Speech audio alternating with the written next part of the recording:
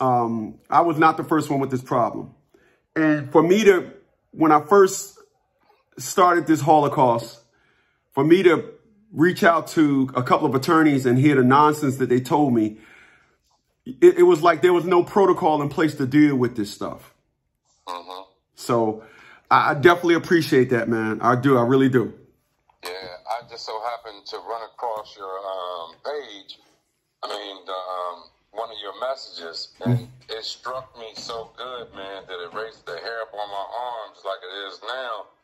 Just to hear, you know what I mean, just to hear the same voice on the line that I see on video. But, man, I said to myself, I said, you know what, this brother done put 20 years, and here I am, been fighting this same ordeal for probably more than that.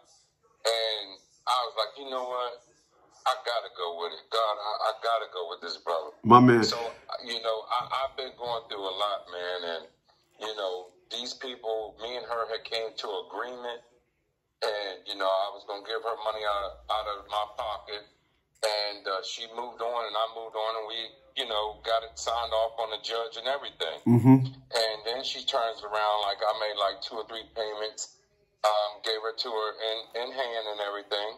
Everything was going good, and then all of a sudden she goes behind my back, and she files for TANF, and TANF gave her money or whatever. I never knew nothing about it until all of a sudden I got a summons through my job. And let's be clear on that. That is actually some type of welfare assistance where they actually build you for the monies that they gave her, right? Yeah. And I got the paper right here. It says TANF, non-TANF, of $3,000 and something odd dollars that they gave her. To be exact, it is $3,718 TANF. So she went down there and applied for TANF. So, okay, make a long story short, I'll be specific as I need to be. No. Take the give me the long version. So take your time. Give me the long version. Okay. So, we came to agreement. The judge signed off on it. So basically what happened is that she moved on and I moved on. Okay, no problem. Everything was going good. So one day I called her and I was in the store and I'm going to keep it real with you. The pads were on sale and I had asked her, hey, what size does the girls wear? The pads are on sale in here. Give me a call back and let me know. Oh, I'll call you right back. I'll call you right back. And then she never called me back. So finally I text her and I asked her, hey, did you forget about, you know, the sizes? She didn't text back. Her boyfriend called me using her phone. So when he called, I asked her, and then all of a sudden I caught his voice. He said, man, don't call here and all this and all that. Unless I said, listen, bro, just give her the phone. And so from that moment on, no, nothing. She blocked me and the whole 9 yards. Then, like, not even 2-3 weeks later, I got papers sent to my job. All because of that. All because I was trying to get some pads for my daughters and ask her for the size. Ever since then, been going straight downhill. Listen, I don't know you, but I'm gonna correct you. That ain't the reason. She already had it in her mind that this was the course of action she was going to take. I'm pretty sure. Yeah, no, I actually just did a one-on-one with an individual, and I had to help him understand. There are 2 mind frames, state of mind, excuse me. That is an adult or a child. And women have more of a childish mind state because it's not an adult. It's not logical. They do things that you would think someone that is like a little child is unsupervised would do. There's no adult narrative to the things that they do. So they come up with an analogy, and especially when they have a new guy. The new guy represents you now, and you're now the enemy. So, and like I just told this individual, he said when he first got with he ended up marrying her, his wife, he helped her with a restraining order with the guy that she was dating before. I said, listen, man, don't ever help a woman with her ex. That's none of your business. But men, unfortunately, they get sold a story, a narrative, and they like to jump in and play hero ball. Yeah, so that's that. So she went down there and got welfare. Did you get a copy of the affidavit? Of the child support order or whatever? Well, she went down to... So basically, okay, so, all right. So after she did that, right? Mm-hmm. So basically she put all 3 kids' name on there. My son and the 2 girls. She put them on there, right? Mm-hmm. And she said that she had custody of her. I mean, that they resided with her. Okay. She lied to welfare. She lied to them saying that she had all 3 and living with her, which is a lie. So where do they live? Huh? Where do they live? My 2 girls live with her. But my son uses his grandma's address and he lives with her. And he goes to school in Manassas. Mm-hmm. So the girls go to school from where she lives at. How long ago was this? Not too long ago. Mm-hmm. I went to the school, and so I called social services and asked them, I said, hold up, you mean to tell me you give her Tana, and y'all didn't even bother to even do a background check to see if the kids resided with her or not? Y'all just went off of her word and just went ahead and gave her money. First of all, then she said, well, the supervisor called me, and she talked to me, and she said, well, let me check into this case. I said, well, you do what you got to do. So she called me back the next day. She said, oh, we got in touch with the mother. The mother said that the son stays with grandma right now. He's only been there temporarily. That boy's been living with the grandma for 4 years. Mm-hmm. He's been using that same address for 4 years. And it's your grandmother? No, it's her mom. Uh-huh. So I went to the school. And I got all his records from him starting school. So when the social services lady said that, oh, he's only staying with grandma temporarily, I said, for 4 years? I said, y'all didn't even bother to check into it. Y'all just assumed that, oh, all the kids reside. I said, that boy, I said, y'all are breaking the law. Right. Well, he cannot be resided in grandma's house, and she's getting money for him. Right. And she resides somewhere else. Mm-hmm. Mm-hmm. So when I said that to her, she was like, well, Mr. Burke, let me get back with you, and never got back with me. I said, okay, you know what? Enough is enough. I'm tired of the bullshit. Yeah. Yeah. Hey, listen, man, I'm glad that the way your situation happened, it was a clear and cut, because they're not interested in the truth. They figure they'll give mothers money and bill fathers. It's the scam. Yeah. It's the scam. I mean, it's sad, man. It's sad that, you know, it's sad, dog. I mean, be honest with you, man. The money that she gets from me, $321 on my check every week. Every week. She gets $321 a week? $321 a week from me. And it goes to welfare. Yeah, no, that's a whole different category, buddy. When she gets TANF, they give her a clear-cut check of a certain amount, which it came up to $3,718. They want me to pay that back. That's not even top of child support. Mm-hmm. Mm-hmm.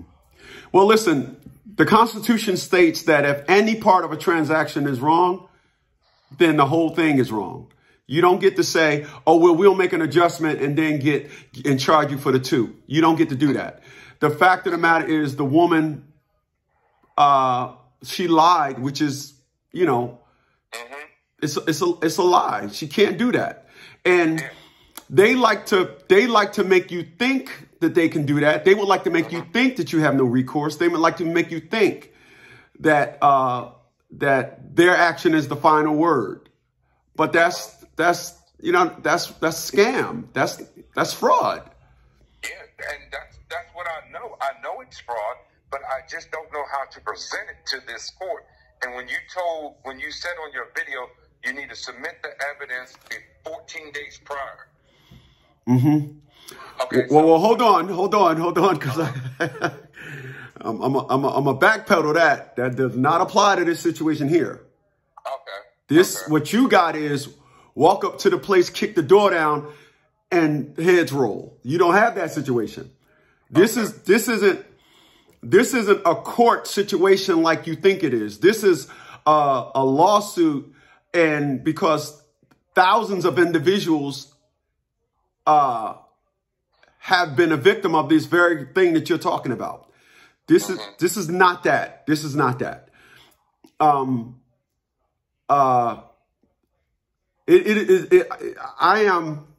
hate to say it, but I'm kind of happy. Again, I'm happy because I love it when their arrogance is blatant. I love it when their system that they deem the right way, and it's all about the children.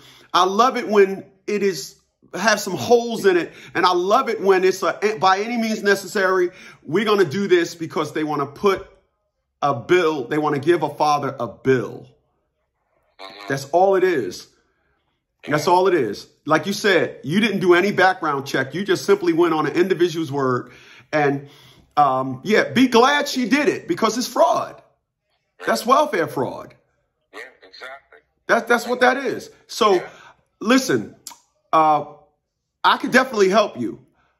Just understand, we would have to do an investigation first, not investigation of that we believe you. We would collect a whole bunch of information. So when we finally tell them what we actually have, then it's, we can go ahead and choke them. Okay. Yeah, that's what it gets down to.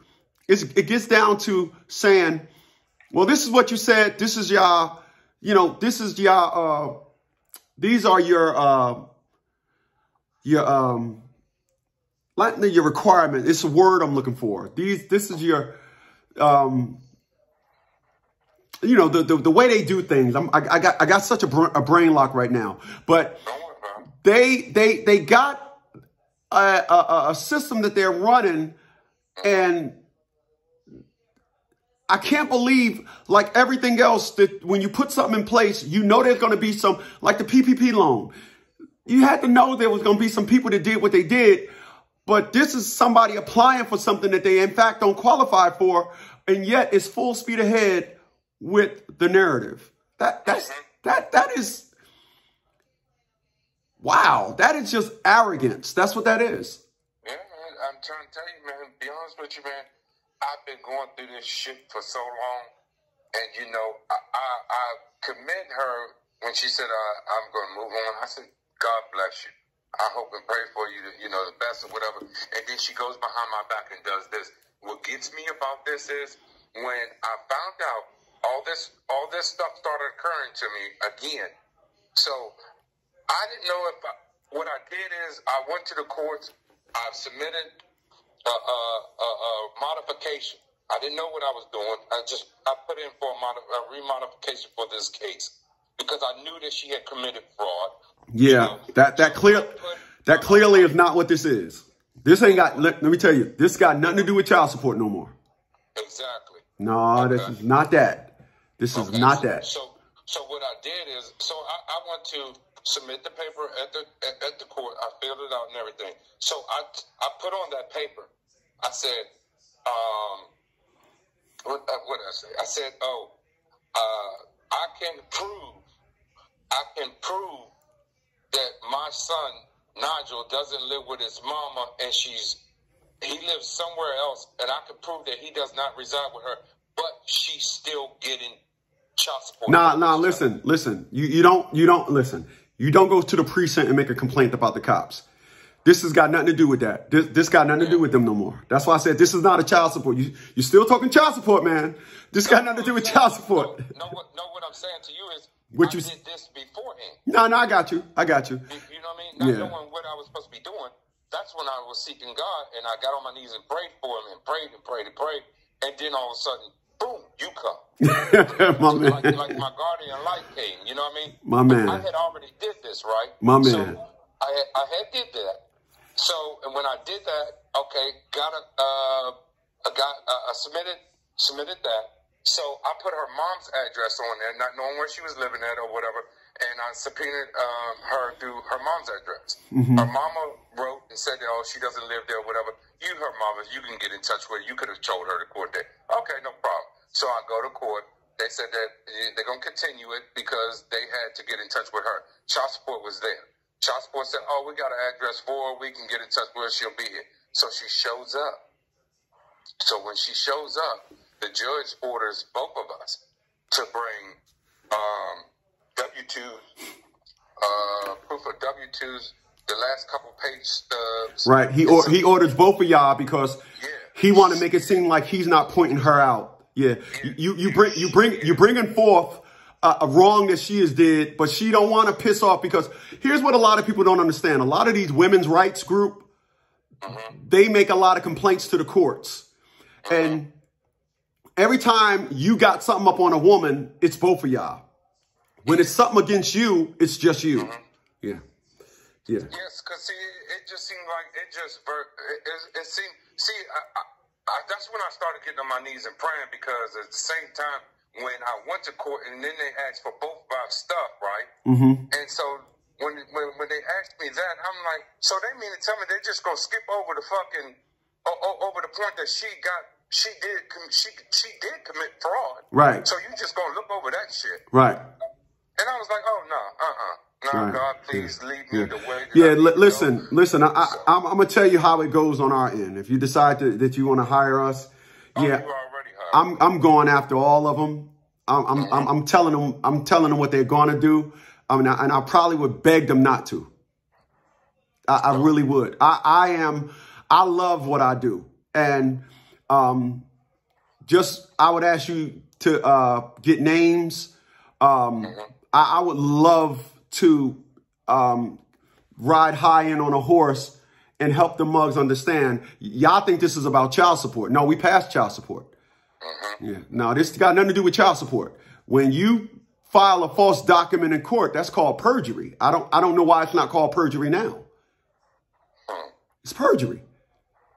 You know, but the problem, the unfortunate situation is you're bringing about this under the guidelines of child support. And that's why they said, well, we ain't going to tell him how to go about doing this. So they only did what they was being asked to do. That's it. Yeah, that's all. They were just doing what they've been asked to do. I'm going to ask you to hold on for a second, okay? No problem.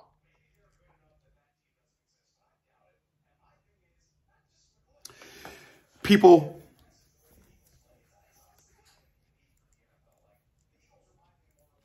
that is a crime. And this is where I'm at my best. This is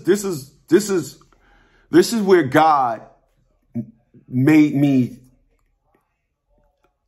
This is why God put me in this situation.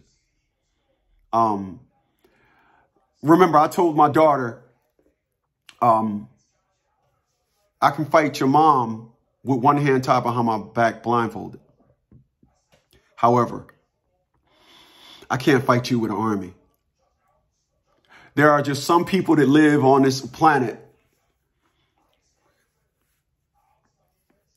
that enjoys a good fight. I got to thank my brothers. A lot of people need to thank my brothers because I love a good fight. I love that shit. 732-947-1988. Later.